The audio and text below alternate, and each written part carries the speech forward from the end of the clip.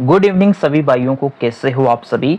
आज की क्लास काफ़ी ज़्यादा इम्पोर्टेंट आप सभी के लिए रहने वाली है। साथियों, हमने पहले कंप्यूटर की पहली क्लास कर चुके हैं और यह हमारी इंट्रोडक्शन है कि जो कंप्यूटर का परिचय से संबंधित हमारी दूसरी क्लास रहने वाली है। साथियों, ये भी काफ़ी बेहतरीन क्लास आप सभी के लिए रहने वाली है। यदि आप राजस्थान पुलिस है, चतुर्थ श्रेणी कर्मचारी है, पटवारी जैसी परीक्षाओं की तैयारी कर रहे हैं तो ये क्लास आप सभी के लिए काफ़ी ज़्यादा इंपॉर्टेंट है। तो साथियों, इस क्लास से बाहर कुछ भी नहीं जाने वाला है। साथियों, इतने इंपॉर्टेंट क्वेश्चंस लिए गए हैं इस क्लास में, तो साथियों वो आप सभी के लिए एग्जाम्स में पूछे जाने की संभावना 100% आपकी रह सकती है। तो साथियों, ऐसी क्लास आपको मिस बिल्कुल नहीं करना है और इस क्लास को पूरा अंत तक जरूर देखेगा और लास्ट में ये जरूर बताएगा क्लास कैसी लगी है। इसी प्रकार हम लेटेस्ट जो जो क्वेश्चंस एग्जाम्स में पूछे गए हैं वो सभी क्वेश्चंस आपको इस क्लास में देंगे। तो साथियों, आगे क्लास शुरू करते हैं। हमारी जो क्लास का पहला क्वेश्चन है आप यहाँ पर देखिएगा। पहला क्वेश्चन है, एकीकृत परिपथ इंटीग्रेटेड सर्किट वाले कंप्यूटर किस पीढ़ी के हैं। तो साथियों, आपको बताना है कि जो एकीकृत परिपथ है जिसको बोला जाता है इंटीग्रेटेड सर्किट वाले कंप्यूटर है किस पीढ़ी के हैं। तो ये कंप्यूटर है वो किस पीढ़ी के हैं वो आपको बताना है। साथियों, आईसी चिप है वो किस पीढ़ी में आया था वो भी आपको पता होना चाहिए। साथियों, आईसी चिप है वो तीसरी पीढ़ी में आएगा, थर्ड जनरेशन में आया था। थर्ड जनरेशन में ये आया था ये इंटीग्रेटेड सर्किट जो आईसी चिप है वो थर्ड में आया था। तो इसका राइट आंसर हो जाएगा C option is right answer है।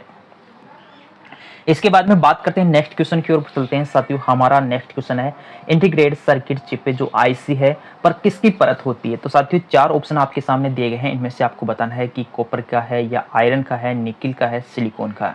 तो साथियों, इसका राइट आंसर है सिलिकॉन। जी हाँ साथियों, A option is right answer हो जाएगा आपका इसका। इसके बाद में नेक्स्ट क्वेश्चन की ओर बढ़ते हैं। साथियों, पंच कार्ड को भी कहा जाता है, पंच कार्ड को क्या कहा जाता है ये आपको बताना है। साथियों, इसका या वीडियो कार्ड या साउंड कार्ड या एक्सेलेटर कार्ड या होल्ड कार्ड, इसका ऑप्शन ए है इसका राइट आंसर है। साथियों, ए ऑप्शन इसका राइट आंसर है। इसके बाद में बात करते हैं साथियों, होल्ड कार्ड है वो पंच कार्ड को कहा जाता है।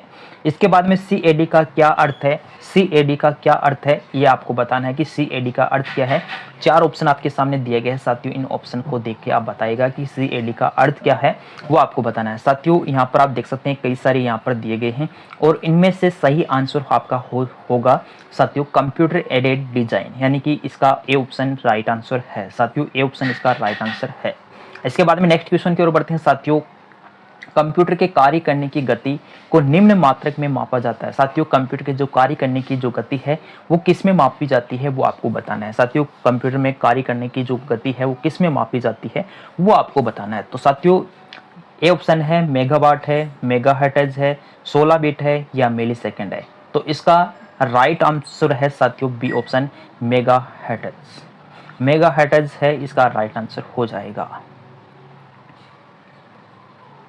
चलिए नेक्स्ट क्वेश्चन की ओर बढ़ते हैं। साथियों, हमारा नेक्स्ट क्वेश्चन है, सीपीयू के द्वारा डाटा प्रोसेसिंग के दौरान मिलने वाले मध्यवर्ती परिणाम को अस्थायी रूप से कुछ समय के लिए स्टोर किया जाता है। कुछ समय के लिए स्टोर किया जाता है, ऐसी मेमोरी का नाम बताना है जो अस्थायी रूप के लिए कुछ समय के लिए स्टोर करता है। वो आपको मेमोरी का नाम बताना है, कौन सी मेमोरी इसमें से होगी। तो साथियों, पहला है रजिस्टर, उसके बाद में केस मेमोरी है, हार्ड डिस्क है और डीवीडी है। तो ये भी स्थायी रूप से रखा जाता है। हार्ड डिस्क में भी हम अपना फाइल वगैरह को स्थायी रूप से रख सकते हैं। केस मेमोरी भी अलग है, ये इससे संबंधित नहीं है, ये लंबे टाइम तक भी रख सकते हैं। जिससे इसको केस मेमोरी है वो स्पीड बढ़ाने का काम करती है। लेकिन यहाँ पर ये एक ऐसी मेमोरी है रजिस्टर जिसमें कुछ समय के लिए हम डाटा को स्टोर कर सकते हैं अस्थायी रूप से।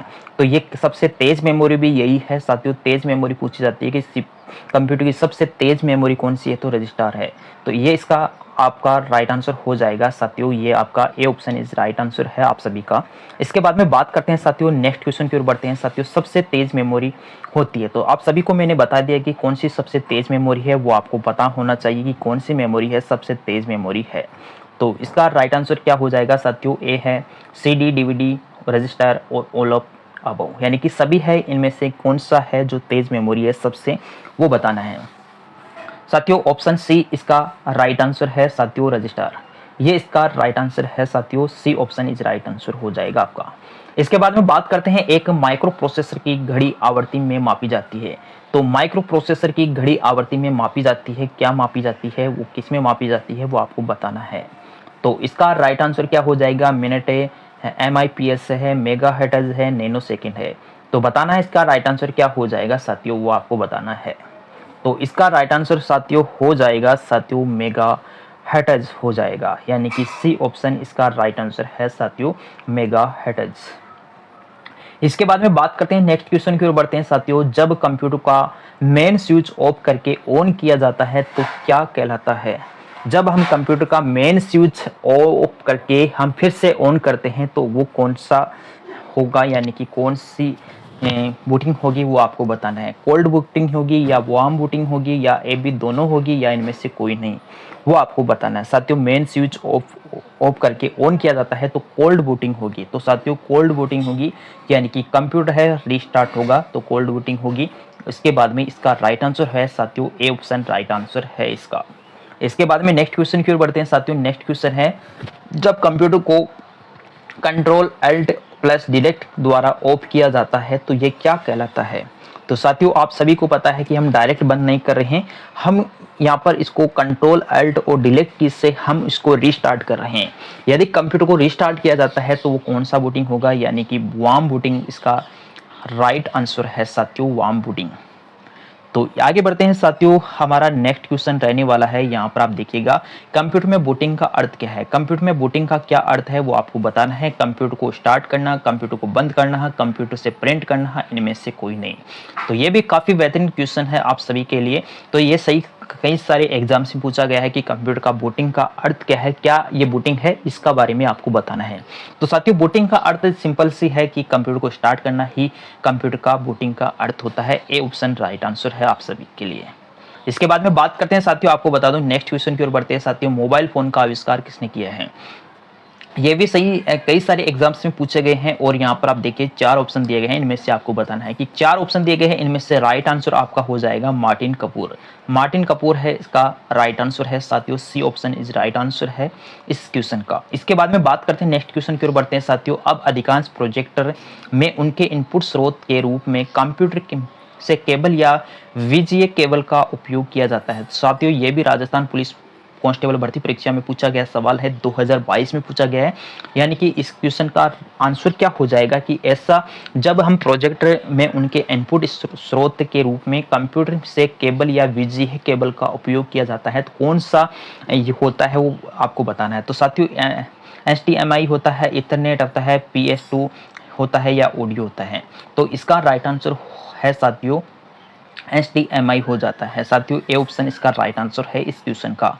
इसके बाद में बात करते हैं नेक्स्ट क्वेश्चन की ओर बढ़ते हैं साथियों। नेक्स्ट क्वेश्चन है नियंत्रण इकाई सीयू और अंकगणितीय तर्क इकाई ALU को एक साथ सामान्यतः कहा जाता है। दोनों इकाइयों को जैसे सीयू जिसको बोलते हैं कंट्रोल यूनिट है और इसके बाद में अंकगणितीय तर्क इकाई जिसको बोलते हैं अर्थमेटिक के लॉजिक यूनिट को एक साथ सामान्यतः कहा जाता है। क्या कहा जाता है एक साथ सामान्यतः? तो दोनों को हम कहते हैं साथियों प्रोसेसिंग, यानी कि प्रोसेसिंग यूनिट कहा जाता है। डी ऑप्शन इसका राइट आंसर है इस क्वेश्चन का। चलिए साथियों नेक्स्ट क्वेश्चन की ओर बढ़ते हैं साथियों। हमारा नेक्स्ट क्वेश्चन रहने वाला है साथियों CMOS का पूर्ण रूप क्या है, यानी कि CMOS का फुल फॉर्म क्या है वो आपको पता होना चाहिए। क्या इसकी फुल फॉर्म है? ये भी राजस्थान पुलिस कांस्टेबल भर्ती परीक्षा में पूछा गया सवाल है, काफी बेहतरीन सवाल है। बताएगा इसका राइट आंसर क्या हो जाएगा।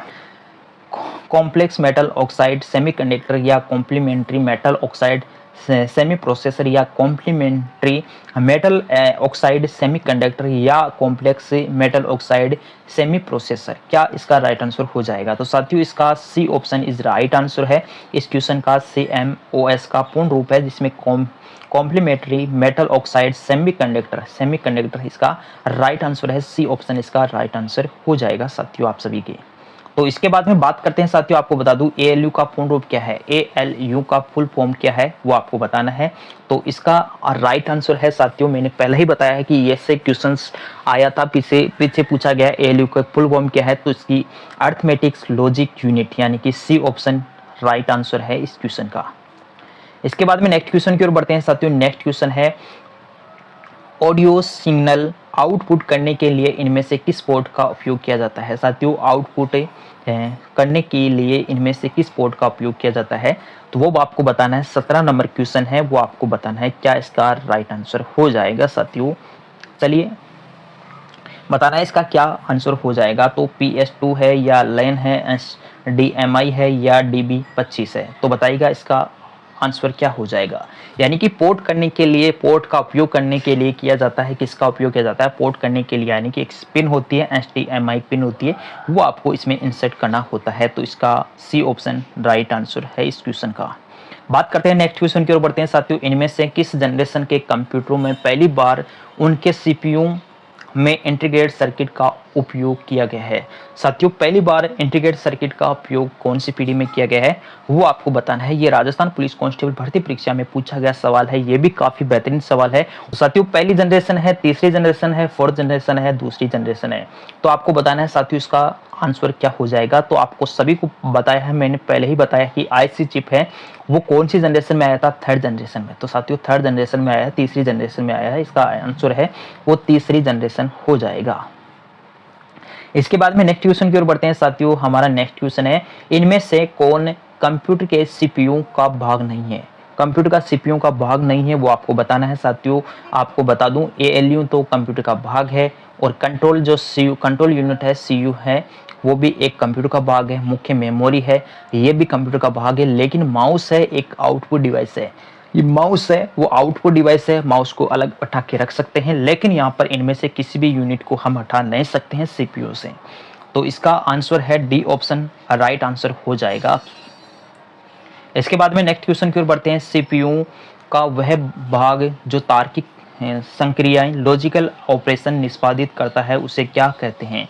जो देखते हैं साथियों जो लॉजिकल ऑपरेशन जो निष्पादित करता है उसे क्या कहते हैं वो आपको बताना है साथियों। 20 नंबर क्वेश्चन है, इसका राइट आंसर क्या हो जाएगा।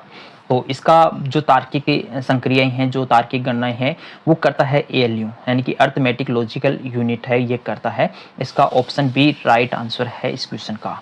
चलिए हमारा नेक्स्ट क्वेश्चन है साथियों the fathers of artificial intelligence कहा जाता है, यानी कि आर्टिफिशियल इंटेलिजेंस का पितामह किसे कहा जाता है वो आपको बताना है। 4 ऑप्शन आपके सामने दिए गए हैं, इनमें से आप ऑप्शन को टिक करके बता सकते हैं कि कौन सा आपका राइट आंसर है अगर आपको पता है तो इसका साथियों राइट आंसर है जॉन मैकार्थी। जॉन मैकार्थी है जिसको बोलता है आर्टिफिशियल के पितामह कहा जाता है, यानी कि आर्टिफिशियल के पिता कहा जाता है। जिसका आविष्कार है आर्टिफिशियल इंटेलिजेंस का आविष्कार है जॉन मैकार्थी ने किया है। तो इसका आंसर ए ऑप्शन इसका राइट आंसर है इस क्वेश्चन का। बात करते हैं नेक्स्ट क्वेश्चन की ओर बढ़ते हैं साथियों। निम्नलिखित में से कौन सा प्रथम पीढ़ी का कंप्यूटर नहीं है।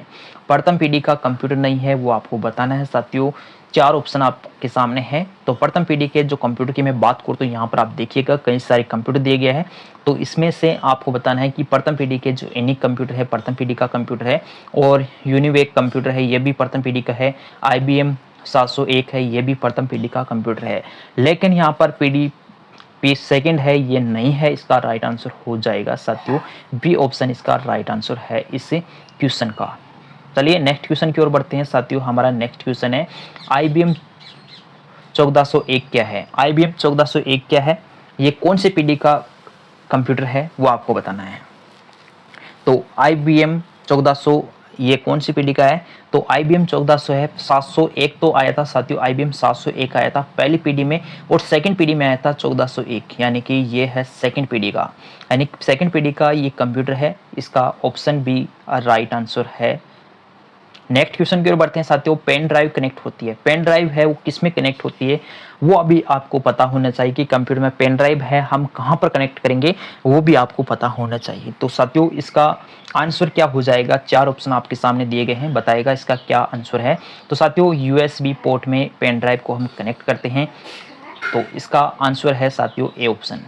आगे नेक्स्ट क्वेश्चन की ओर बढ़ते हैं साथियों। डाटा प्रोसेसिंग चक्कर किन से बना है। डाटा प्रोसेसिंग चक्कर है किन से बना है वो भी आपको पता होना चाहिए कि कौन सा चक्कर से डाटा प्रोसेसिंग का चक्कर बना है वो आपको बताना है। सबसे पहले हम क्या करते हैं कंप्यूटर में कोई भी डाटा को, जैसे कोई भी इनपुट हम देते हैं, सबसे पहले इनपुट देते हैं फिर हमें आउटपुट मिलता है, इसके बाद में प्रोसेसिंग चक्कर होता है।